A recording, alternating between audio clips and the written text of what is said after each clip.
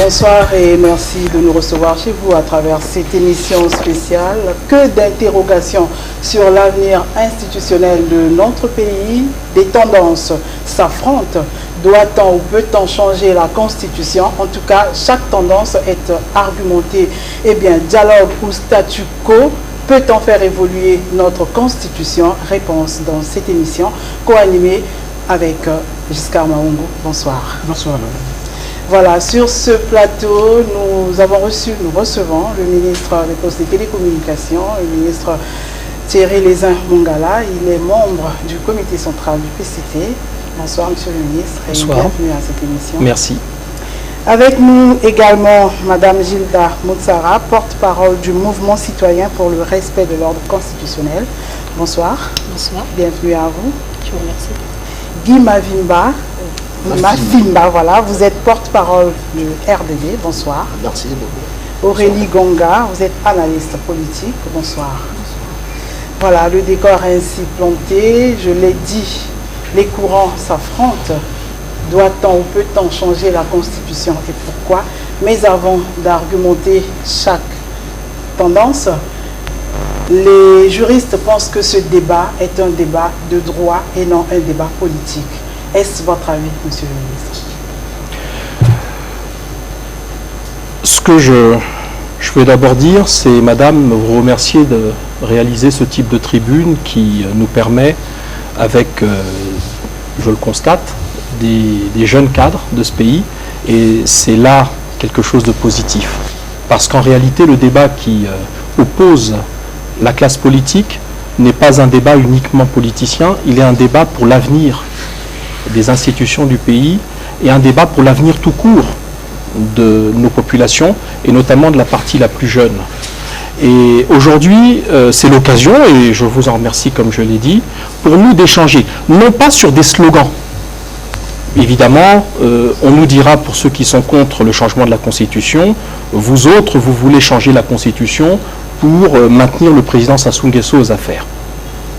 Nous rétorquerons qu'il ne s'agit bien entendu pas de cela, et nous donnerons les arguments qui doivent aller dans le sens du changement. Donc, nous allons essayer dans cette émission, et je crois que quand on a un plateau composé de jeunes cadres politiques, comme vous l'avez fait aujourd'hui, ce n'est pas pour faire de la langue de bois, c'est pour dire les choses ouvertement. Alors moi, je vais consacrer la partie utile du temps qui m'est accordé dans l'émission, pour dire deux choses. La première, c'est d'indiquer, selon moi, pourquoi il faut changer la Constitution. Donner des raisons objectives. Et la deuxième partie de mon intervention sera d'interroger ceux qui, étant contre l'évolution institutionnelle qui est proposée par nous, eh bien, devront nous dire quelle est leur vision, avec des éléments concrets sur lesquels je me permettrai de les interroger. Ce sera le point, voilà. Le point essentiel de cette émission. Tout à fait. Mais nous voulons d'abord, on va dire, recadrer ce débat dans son contexte. Est-il un débat politique? Alors, je vous le dis. Ou un débat juridique? Madame Ganga. Je voudrais d'abord vous remercier infiniment de nous avoir tous invités à cette émission, et je rejoins le ministre qui dit. C'est important que nous puissions débattre avec toute personne qui n'a pas la même opinion. À mon sens, c'est une grande avancée dans notre pays parce que par le passé, ce n'était pas le cas. Donc je tenais absolument à le souligner. Nous allons ne pas être d'accord, nous sommes dans une joute oratoire, dans le combat des idées, et je suis très heureuse que la République du Congo, aujourd'hui, accepte pour la préparation d'une élection présidentielle à débattre. À mon sens, ce débat est juridique. Cependant, il n'enlève pas le fait que le politique, puisque c'est le texte fondamental, puisse émettre une opinion, et il donne autorité aux acteurs de la société civile et à la population de prendre part à ce débat. Parce que le politique, c'est un élu du peuple, donc il est élu par nous tous, pour pouvoir nous représenter. Donc il est légitime que tout acteur, toute composante de la société puisse s'exprimer. Il est juridique, il a des enjeux politiques, mais monsieur et madame tout le monde, les ONG, la société civile, tout le monde a le droit de prendre part à ce débat. Madame Moussara, est-ce que l'argument que l'on doit avancer dans ce débat doit être un argument politique ou un argument purement juridique, un argument de droit. Ben, à mon tour, je vous remercie de nous avoir invités sur ce plateau et c'est une opportunité qui nous est donnée à tous de pouvoir encore une fois nous exprimer sur cette question. Et ça fait des mois que nous essayons d'apporter notre contribution. Alors, débat politique ou pas, moi je ne verrai pas les choses de cette façon. La question que je poserai, c'est ce débat doit-il avoir lieu ou pas? L'opportunité, oui. Bon, puisqu'il s'agit de la Constitution, on dirait que c'est sur le plan juridique, puisqu'il s'agit de la loi fondamentale de notre pays. Politique, parce que les principaux acteurs, ce sont les acteurs politiques qui prennent part à ce débat, mais également citoyens, parce qu'il a été rendu officiel et aujourd'hui, monsieur tout le monde peut s'exprimer sur cette question. Maintenant, doit-on avoir ce débat aujourd'hui ou devrons-nous avoir ce débat? Est-ce que cette interrogation ne vient pas trop tard parce que ça fait quand même 2 ans oui, que les gens non, il ne vient pas trop tard. Dans le débat. Il ne vient pas trop tard parce que jusque-là, nous nous sommes exprimés à travers des médias interposés. C'est pour la première fois que nous trouvons en face les uns les autres les deux sensibilités politiques. Et donc c'est aujourd'hui pour moi l'occasion de dire que ce débat normalement ne devrait pas avoir lieu. Il est inopportun. Je dirais même, j'irais jusqu'à pousser en disant qu'il est à mon sens inutile parce qu'il n'y a aucune opportunité qui justifie que l'on puisse parler aujourd'hui d'un changement de constitution de notre pays. Simplement parce qu'il n'y a pas d'opportunité politique. Notre pays aujourd'hui connaît une stabilité politique, il n'y a pas de crise. Donc on ne peut pas parler de changement de constitution. Deuxièmement, il n'y a pas du tout, sur le plan juridique, rien ne justifie que l'on puisse aujourd'hui remettre en cause la Constitution du 20 janvier 2002, parce qu'il n'y a aucune disposition aujourd'hui qui nous autorise aujourd'hui de parler le moment pour vous est inopportun. Inopportun et alors, ensuite, compte tenu de, si je me réfère au thème de l'émission qui est dialogue ou statu quo, doit-on faire évoluer la Constitution du 20 janvier 2002, il est ici normalement hors de question de parler de changement de Constitution. On doit parler de la Constitution du 20 janvier 2002 et comment la faire évoluer. Monsieur Mafimba. Je m'associe aussi aux remerciements des autres interlocuteurs qui sont sur ce plateau, notamment le cadre et cette capacité qu'on puisse aujourd'hui débattre de manière civilisée. En tout cas, j'essaierai de mon mieux d'apporter des arguments pour que ce débat soit civilisé et qu'on sorte un peu du psychodrame que nous constatons de manière insidieuse un peu dans le pays. Pour répondre à votre question, comme le disait tout à l'heure Madame Mouchara, je pense que c'est un vrai faux débat. Est-ce que ce débat devrait prendre la dimension politique, je dirais plutôt politicienne? La réponse est non. Mais comme les cadres politiques, la société politique, comme on les a habitués généralement, et c'est une tradition assez malheureuse, de créer une espèce de complexité pour des choses les plus simples possibles. Alors, je dirais par là que ce débat-ci reste dans un cadre juridique, mais nous sortirons de là plus ou moins en apaisant. Parce que si on regarde que la dimension juridique de ce débat, si on exclut la dimension politique, sinon politicienne, on ne sera pas. Dans laquelle je parle d'un vrai faux débat. Mais comme on y est, il faudrait bien qu'on apporte les arguments et contre-arguments pour essayer d'évoluer. Nous avons sur le plateau 2 camps donc. Il y a ceux qui veulent qu'on change la constitution et d'autres non. Donnez-nous des raisons, monsieur le ministre. Bon, tout à l'heure, j'ai fait une introduction qui permettait simplement de poser les termes du débat. Bien entendu, le débat est essentiellement politique. Il est essentiellement politique. Pourquoi? Mais je vous le dis. À partir du moment où on s'arrêterait à l'aspect purement juridique, on est tous d'accord. Aucune constitution au monde, Madame Outsara et Monsieur Mafimba, ne contient le principe dans le texte de la Constitution de son changement ou de son remplacement. C'est tout simplement parce qu'intellectuellement, on ne peut pas voir un texte prévoir les conditions de sa propre mort.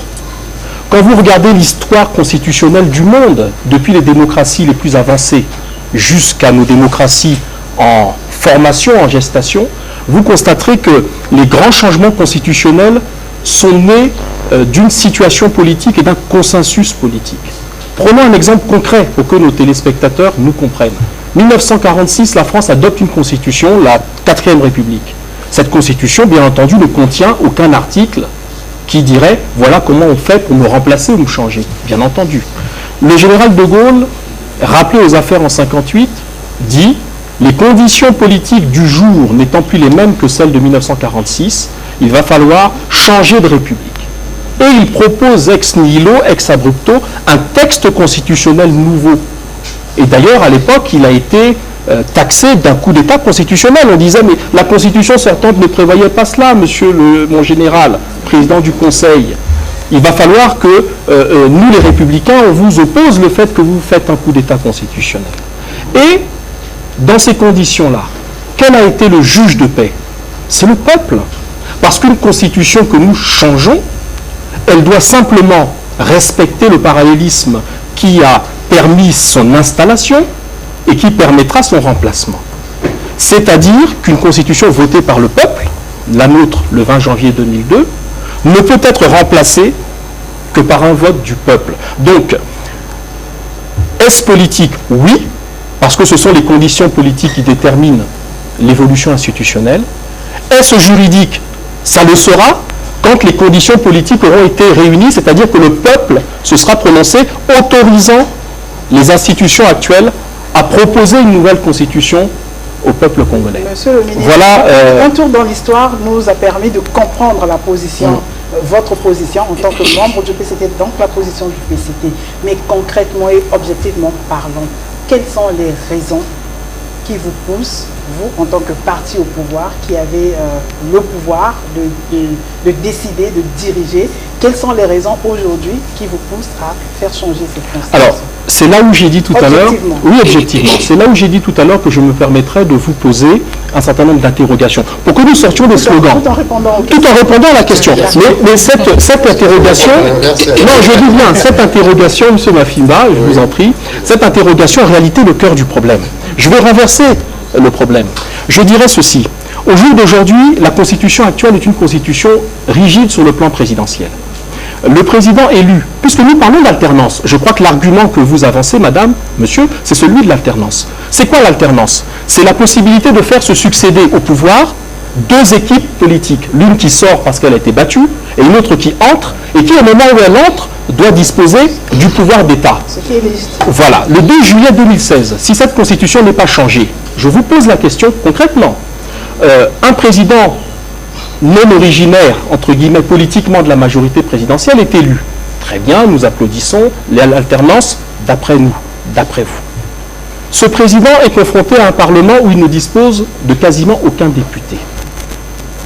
Dites-moi concrètement, c'est une question, comment ce président va-t-il installer son système politique dans le cadre de la Constitution actuelle? Vous militez contre le changement de la Constitution. Militer contre le changement de la Constitution. Pour vous répondre, je vais déjà apporter quelques précisions sur le fait que, déjà vous l'avez dit en me présentant, je suis la porte-parole du mouvement citoyen pour le respect de l'ordre constitutionnel. Donc nous sommes rentrés dans ce débat que j'ai qualifié dès le départ inopportun, simplement parce que nous avons pensé qu'il fallait recadrer les choses. Il faut remettre les choses dans leur contexte. Le débat sur le changement de la Constitution est arrivé, a été lancé sur, je veux dire, la place publique, pas sur la scène politique, et bien par la majorité présidentielle. Ce qui a choqué tout le monde, ou bien ceux qui font partie du mouvement citoyen et ceux qui disent le non, ce sont les principaux arguments qui ont été avancés, qui sont tout à fait contraires aux dispositions de la Constitution du 20 janvier 2002. Monsieur le ministre n'a peut-être pas voulu revenir là-dessus, il faut peut-être rafraîchir la mémoire qu'il y a des hommes d'État qui ont tenu des propos, qui ont avancé des arguments qui ont choqué.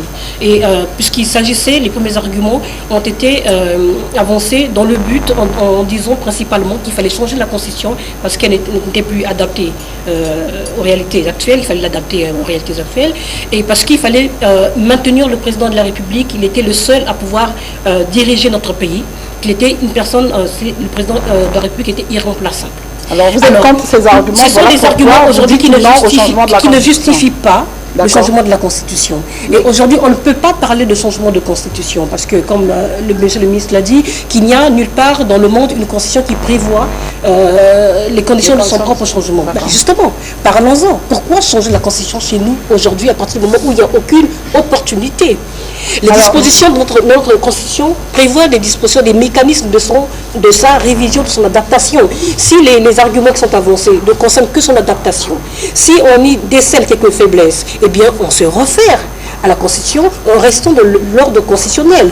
Il y a des mécanismes pour adapter cette Constitution. Et donc aujourd'hui, on ne peut pas aller vers un changement de Constitution. Et je reprécise que par rapport au thème, moi je propose qu'on aille plus avant, qu'on aille à l'essentiel, comment nous devons améliorer cette Constitution. Et s'il faut parler de dialogue, ne restons pas sur le changement de la Constitution parce que ça n'a pas du tout... Vous n'allez pas imposer la thématique du débat quand même. Parce que ça nous sort du cadre. Permettez que quelqu'un d'autre ait l'opinion. Soyons tolérants. Madame, sort du cadre. Soyons tolérants. Et ma présence ici me permet de vous ramener, enfin de nous ramener tous dans le cadre constitutionnel. Madame Aurélie Ganga. Chère madame, je ne partage pas votre point de vue. C'est votre droit. Je ne suis pas dans un parti politique. D'accord. En revanche, en tant que congolaise et analyste politique, il me semble nécessaire que cette constitution évolue. Même si dans le texte fondamental, il y a des dispositifs qui proposent son changement. Par ailleurs, j'aimerais qu'on revienne un petit peu, comme le ministre l'a dit, à l'essentiel. Il faut un petit peu redéfinir ce qu'est la démocratie. Et là, si vous me permettez, je vais tout simplement redire. C'est quoi la démocratie? C'est un régime politique où le peuple détient le pouvoir. Les membres du PCT qui sont un parti n'ont aujourd'hui leur légitimité parce que tout simplement, il y a des Congolais et des Congolaises qui ont voté pour eux et qui leur ont donné un mandat pour qu'ils soient aux affaires, au travers des députés, au travers du président de la République. Donc, c'est un pouvoir collectif, c'est-à-dire que c'est les citoyens qui, dans la réalité, ont le pouvoir. Et aujourd'hui, il est nécessaire que ce texte fondamental, qui, à mon sens, ne correspond plus au monde d'aujourd'hui, il ne répond plus à des enjeux géostratégiques, il ne répond plus à des enjeux de politique intérieure, où il est nécessaire, je veux que dans notre texte fondamental, on y mette aussi l'alternance politique. Mais parce madame, que, laissez-moi terminer, je vous ai laissé vous exprimer. Je vais peut-être Parce peut-être le tour là. aujourd'hui, nous sommes dans un régime présidentiel excessivement fort. Les ministres, par exemple, et le ministre Mungala peut en témoigner, parfois s'ils sont convoqués par les parlementaires, eh bien, ils n'y vont pas. Donc, ils disent au peuple, allez vous faire voir. Je ne veux plus de ça dans mon pays. Et il est nécessaire que ces dispositifs se retrouvent dans le texte fondamental. Je le répète, je ne suis affectée par aucun parti. Est-ce qu'on ne peut pas juste amender la Constitution Alors, écoutez, pour justement répondre à cette préoccupation? oui, alors, je vais revenir à ce que mon contradicteur avait dit tout à l'heure en revenant au système politique français au moment où le président, au moment où la France a été contrainte de passer de la 4e République à la 5e République. Mais qu'est-ce qui se passait à ce moment-là sous la 4e République? Mais la France était ingouvernable. C'est un pays de corruption. Aujourd'hui, on nommait des ministres. Le lendemain, ils étaient défaits. C'était vraiment... Vous voulez dire que le Congo est devenu un pays corrompu? Mais c'est pas ce que... Mais c'est une accusation. Je parle de la... Je dis, vous avez fait référence d'un point de vue historique. Si vous transposez, ça risque d'être grave. Mais je ne transpose pas. Attention, s'il vous plaît. Il est important d'imposer des règles, ne pas changer la pensée de l'auteur. Okay. À aucun moment je n'ai dit ou je n'ai signifié qu'au Congo on était dans une situation identique à la 4e République au moment du passage de la 4e République. Mais il y avait des gens qui étaient d'accord, il y avait des gens qui n'étaient pas d'accord. Il y a eu un débat sain, comme aujourd'hui le Congolais est à maturité pour pouvoir avoir ce débat sain, et on doit le faire. Donc je réponds à mes contradicteurs, ce texte fondamental ne répond plus aux besoins de cette époque et il est nécessaire de le changer. Monsieur le ministre, vous avez suivi Mme Jida, Motara, vous avez suivi Mme Ganga et M. Mafimba, une réaction? Bon, d'abord, je crois qu'il faut accepter les points de vue. Hein. Je crois, madame, que c'est le principe du débat. Alors ensuite, on revient à l'essentiel. J'ai posé une question tout à l'heure, vous avez refusé à nos contradicteurs d'y répondre. Bon, moi je vais y répondre à votre place. Non, laissez-moi parler. Je ne vous ai pas interrompu. Si vous permettez que je développe mon propos, mais je vous en prie. Moi je vais y répondre à leur place parce que ça les gêne. Ce qui les gêne, c'est de constater que la Constitution actuelle, parce que vous dites qu'il n'y a pas de crise, mais un gouvernement ou un État peut à la fois gérer une crise qui existe et peut anticiper l'arrivée d'une crise. Et c'est même la noblesse de l'action d'État, c'est de prévoir. Gouverner, c'est prévoir. Et nous prévoyons quoi? C'est que votre fameuse alternance, que moi j'appelle la petite alternance, qui consiste tout simplement à obtenir le départ, puisque c'est manifestement la priorité absolue qui est la vôtre, de l'actuel titulaire de la fonction présidentielle, et alors que la plupart, y compris le mouvement pour le respect de l'ordre constitutionnel, les tenants de ce mouvement ont, depuis 2009, considéré que cette constitution était mauvaise. Et récemment, un point de presse tenu par l'ensemble de vos leaders, je ne parle pas du RDD, je parle du mouvement pour le respect de l'ordre constitutionnel, on dit, oui, la constitution est mauvaise, mais il faut qu'on la garde. Sous-entendu, il faut d'abord que ça sous-parte et on la reverra après. Donc, vous dites qu'on avance masqué, là c'est plutôt vous qui avancez masqué. C'est-à-dire que vous ne dites pas au peuple qu'en réalité vous êtes d'accord pour le changement de la Constitution, mais que c'est un positionnement politicien qui vous empêche d'en parler avant. Parce que vous voulez faire la réforme après le départ du président, selon vous. Je reviens sur la question que j'ai posée. Juste la question que j'ai posée. Vous luttez Madame, pour le changement parce que vous voulez vous maintenir au pouvoir. Non, vous êtes ministre. Non, j'ai posé une question très simple. L'alternance, c'est de permettre qu'une équipe soit opérationnelle le 12 août 2016. C'est que le 12 août 2016, cette équipe soit prête à gouverner le pays. La Constitution actuelle dit ceci. Le président de la République ne peut pas dissoudre le Parlement. Le Parlement ne peut pas renverser le gouvernement. Or, un gouvernement, nous serons en août, devra adopter un budget face à une assemblée où il n'a aucune majorité, voire aucun député, et ce gouvernement devra gérer un certain nombre de pans de son programme qui sont d'ordre législatif.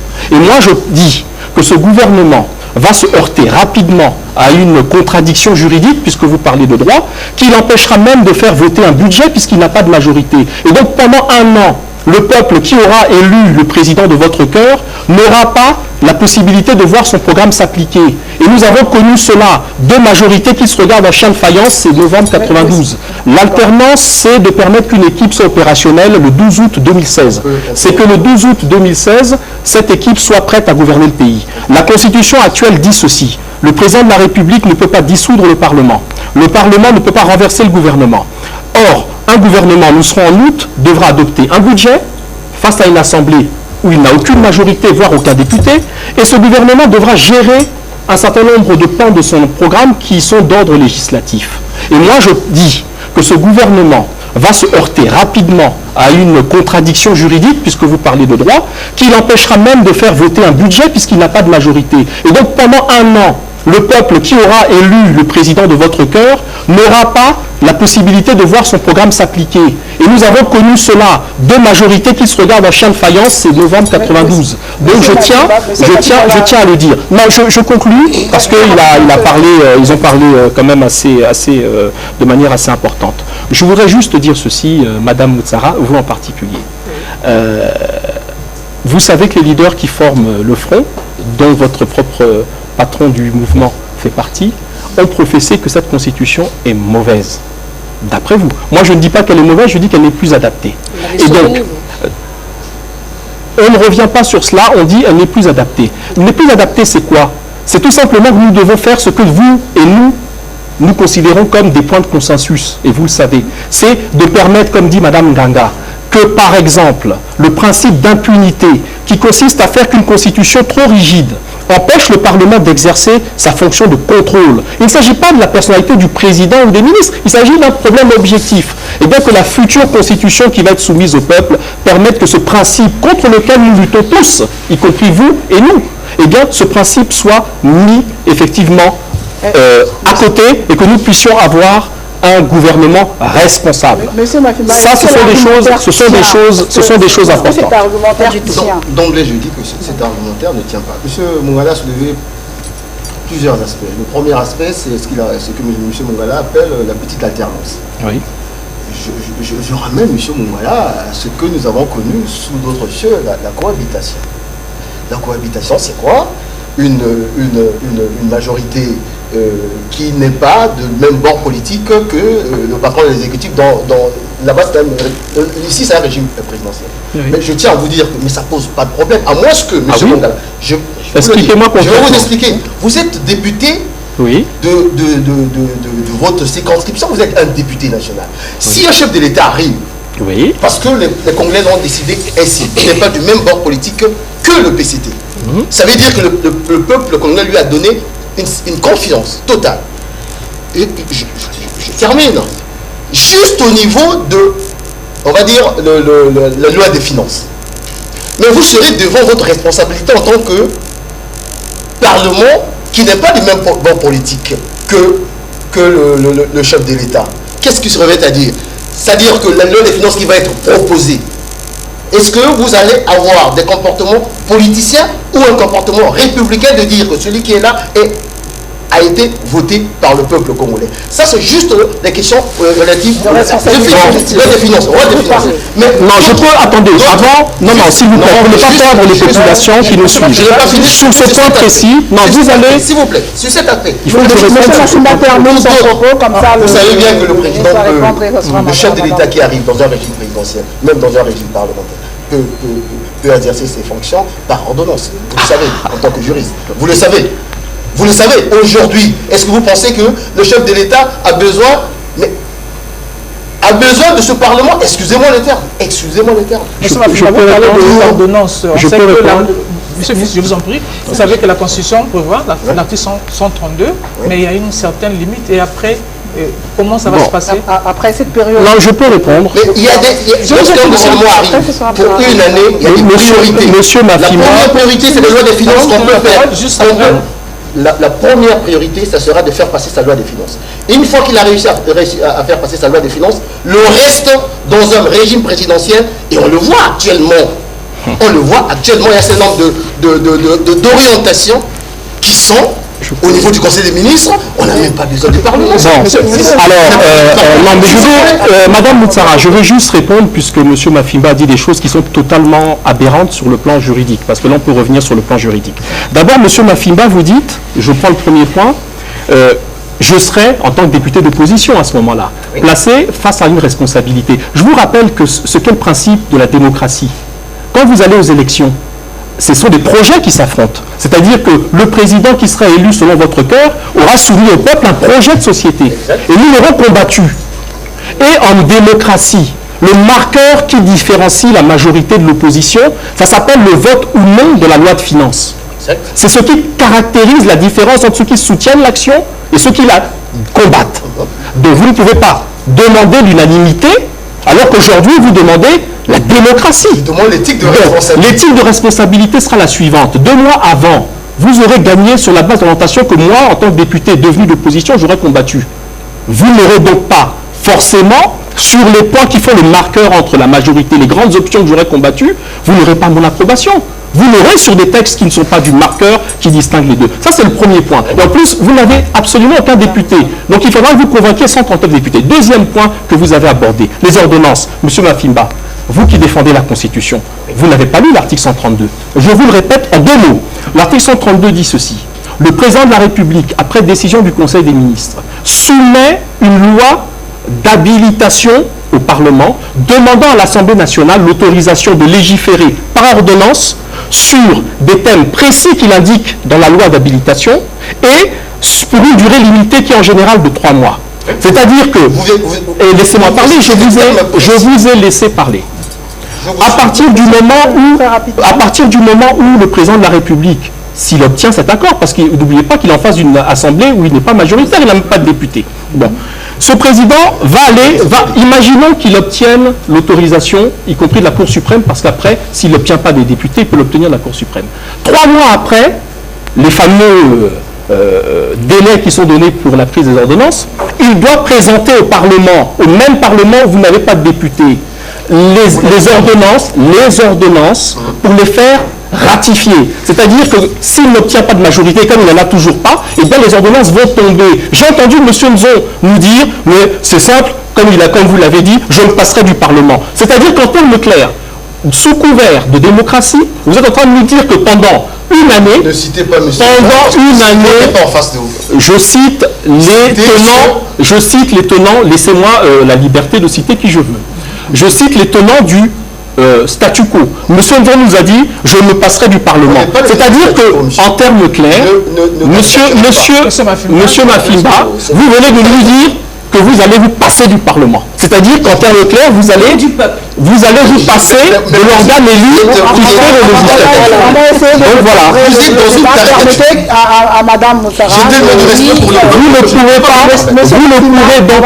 Vous ne pouvez donc pas gouverner par ordonnance parce que vos ordonnances tomberont. Elles n'auront plus de valeur juridique.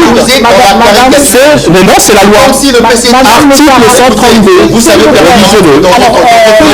Madame Moutara, est-ce que l'argumentaire tenu non, pas du tout. Pas du tout. Et ce qui me déçoit, c'est que je me trouve en face d'un homme d'État, Monsieur le ministre, et les arguments que vous venez d'avancer ne tiennent pas du tout. Vous ne pouvez pas justifier le changement de la Constitution simplement parce que vous pensez que le président qui va arriver ne pourra pas gouverner. Là, c'est un détail pour vous. Non, c'est pas un détail justement, parce que justement vous posez un problème grave qui est celui de la responsabilité du Parlement. Le but d'un député comme